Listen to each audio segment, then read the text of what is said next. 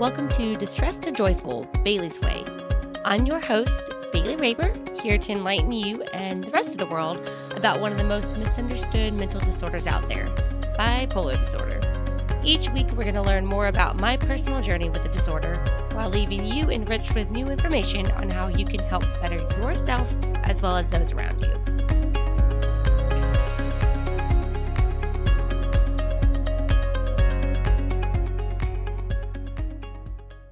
Hey everyone!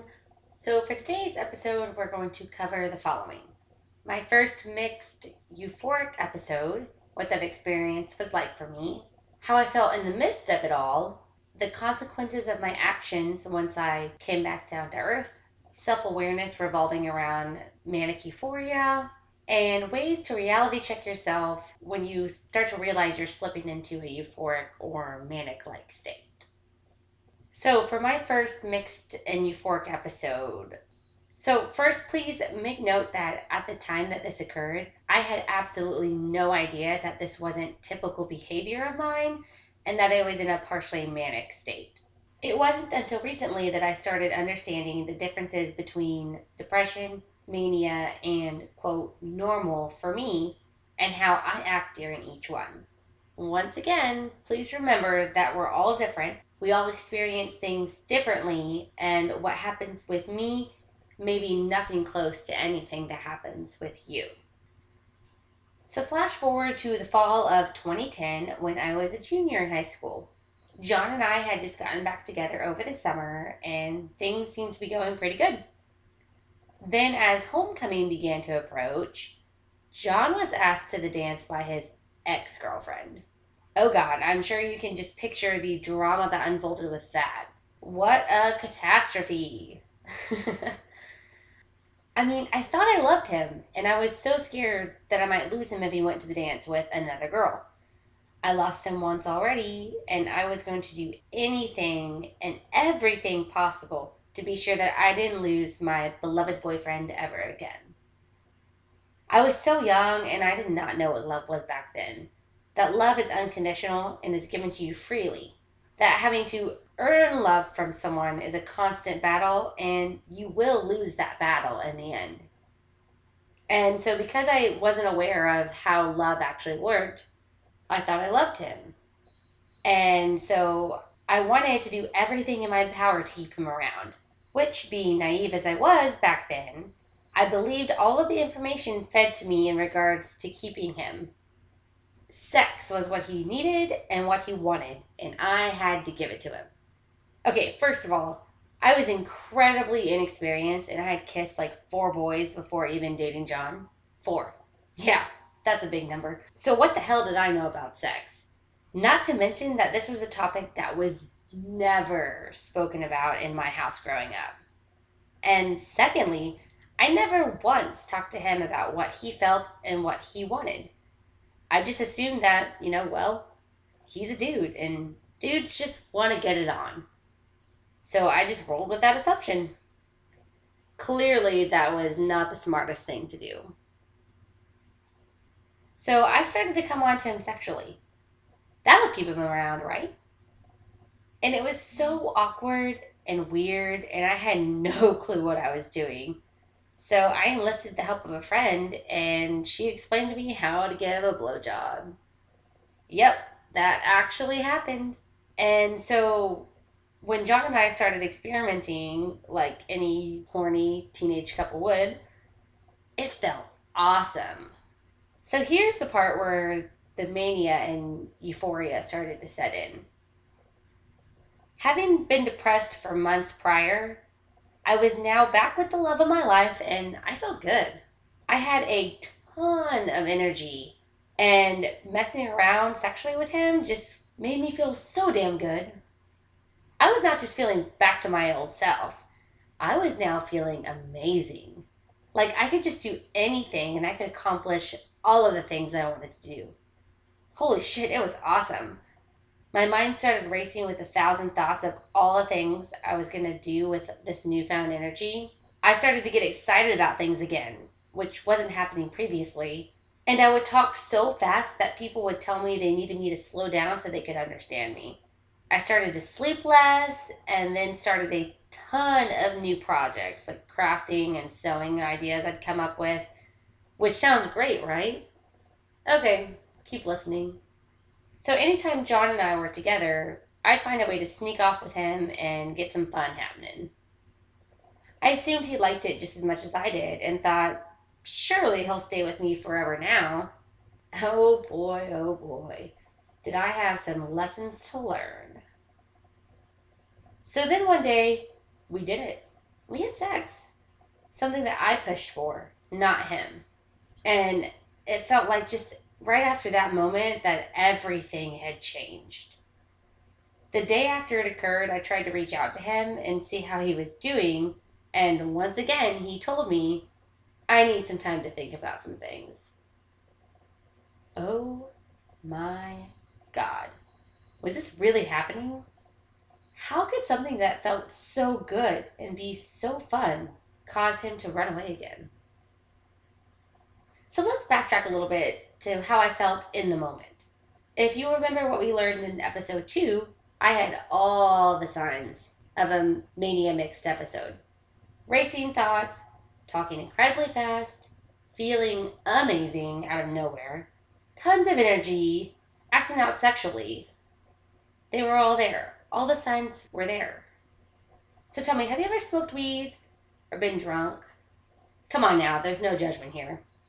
Just think back to a time when you've been high or drunk in the past and think about how you felt.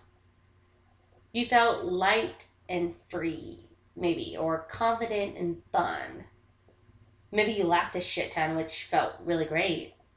Or maybe you gained a bunch of liquid courage and did something outrageous that you probably never would have even considered had you been sober.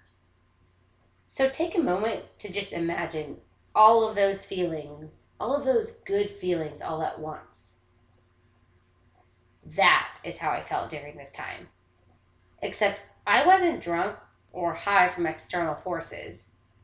I was lost in a euphoric state, sprung on by the chemical imbalance from my bipolar disorder.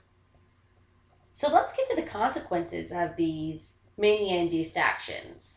But first, let me just break down this euphoric life event with you just a little bit. My push for acting out sexually came on strong. It came on so damn strong. The ideas of engaging sexually with John came to me like a rush of water after a dam breaks. And what did I do with those thoughts and ideas?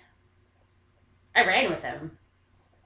I ran with them so hard that it appeared to have scared the hell out of John, who I don't think was completely ready for any of this, which is likely why he chose to run too. Only he ran away from me, and I'm not 100% sure that's why he broke up with me, because he never gave me a definite answer. But I'm no longer worried about it. I just know that my actions were out of character for me, and they were very heavily portrayed that it likely just pushed him away. So again, while I'm not worried about it now, I did dwell on this incident for months and even years after it happened. My lack of communication with him, I think, also had a lot to do with the breaking up. We'll cover more of this tragic event in next week's episode. But let's finish up today by just breaking down some ways in which you can reality check yourself in the event you realize that you may be sliding into a sort of manic and euphoric state. First and foremost, I highly recommend that you talk to your therapist and do some journaling. Daily mood journaling is something I've recently started doing for myself, and I found it very helpful in tracking my mood swings, as well as kind of helping me to figure out where triggers happen before certain episodes. I know I've mentioned this before, but self-awareness is key to keeping yourself healthy and on track, so do yourself a favor and get to work on it. I made a super cute mood tracker, and it's totally DIY using a notebook I already have at home. So I'll post about it on the Facebook group and on the Instagram page so you can learn how to make your own. But secondly, once you start tracking and paying attention to your moods, start to look for common events and specific warning signs. Remember, the common signs of mania are rapid speech, racing thoughts, random bursts of energy, ultra high productivity, acting out sexually, irritability, sleeping less, spending lots of money on ridiculous things, and big time confidence where you just feel invincible.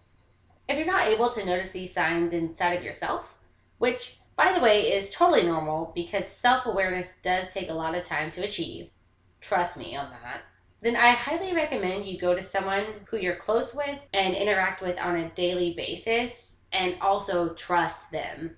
Keyword, guys, you trust them. And you talk to them about this and let them know what your therapist thinks might be your specific symptoms. Remember, we're all different. And ask your friend, your partner, your roommate, whoever, to start letting you know when they notice that you act in these manners. The key to this is that the person you want to help hold you accountable, again, needs to be somebody that you completely trust. Someone who can come to you and calmly say, hey dude, I noticed that you've been talking super fast lately and you've been staying up later than normal working on some projects, but you're also waking up early and going on some shopping sprees, but rent is due soon. You feeling okay? And when they say this to you, your reaction is to stop, to think about how you've been acting, think about how you've been feeling, and then do these items match up to a euphoric state? If your reaction is not going to be like that and will lean more towards anger or finger pointing, then this person just may not be suited to help keep you and your moods accountable. Also, please do yourself a favor and talk this over with your therapist before engaging in this accountability exercise. We are all at different stages of healing and growth, and talk to them to make sure that you're ready and in a place to be able to engage in this type of exercise. I'm currently engaging in this with my boyfriend as he's aware that I am sometimes unaware of my own actions and how they affect those around me. I 100% trust and know that he can come to me in a calm manner and address anything I might have said or done that's out of my normal character. If you don't have anyone in your life who can currently help you out with this right now, then definitely consider actual journaling. Mood journaling is one thing. As you'll see when I show the photos on Facebook and Instagram later, the mood journaling is more so shading in colors to track and chart exactly how I was feeling that day. So it's very brief and it's very short. If you need to dive a little bit further into the moods that you were feeling that day and your actions surrounding them, I highly recommend you pick up daily journaling. You can do it on your phone or just, buy a notebook, stick it by your nightstand, and every night before you go to bed, just kind of go over what you did that day. Any big events that may have occurred, like a fight with somebody or spending $500 at the mall, anything that may have happened that day, just jot it down real quick. The point is, what you can do is you can later go back and refer to these past experiences and things that you did and just look for the patterns and look for the signs and see if there's any of the symptoms and how you can work through it with that. Guys, these days, we encounter so much media. So many words are thrown at us through advertisement, music, commercials, TV, etc. And there's too much that we absorb to where we can remember everything that happens. That's why my therapist has been telling me for years I should start journaling so I can keep track of what occurs. So later on, I can refer back to how I handled these events, and if they happen to occur again, I can handle them in a much better way than I did previously in order to move forward, if that makes sense. So I know this wasn't a whole lot that we covered today, but next episode, we're going to talk a little bit more about what I experienced mentally and emotionally after not just the second breakup with my boyfriend, but after having sex with him right before that breakup. You know how bipolar disorder is defined by two completely opposite moods on a spectrum with some normal in the median? As you've learned, I started with depression, kind of just bumped straight into a manic euphoric type state. So now tune in next week to find out where the moods went next.